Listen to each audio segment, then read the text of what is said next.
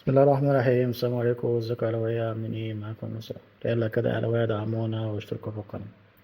بعد 5 اسابيع من الدوري وتوقف المنتخب مصر، جدول الدوري: مصري، الزمالك، مودرن، بتروجيت، بيراميدز، انبي، غزل المحله، سموحه، سيراميكا، دجله، زد، الجونه، الاهلي، حدود، طلائع، بنك، اسماعيلي، اتحاد، المقاولين، كهرباء، فاركو. ده ترتيب الدوري. يعني في فرق عامله شغل حلو بصراحه. المصري ماشي كويس، مودرن سبورت ماشي كويس، غزل المحلة ماشية كويس، وادي دجلة ماشية كويس، هو البنك اللي واقع، هو سيراميكا مش قوي. ففي فرق بصراحة أنا عاملة مفاجآت جدا في الدوري السنة دي، بالذات غزل المحلة ومدن سبورت بصراحة.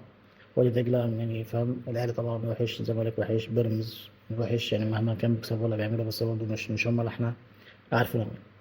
فإن شاء الله بإذن الله بقى نشوف بعد ما نرجع بقى إيه اللي هيحصل في الدوري. الصدر طويل يا أهلاوي. السلام عليكم.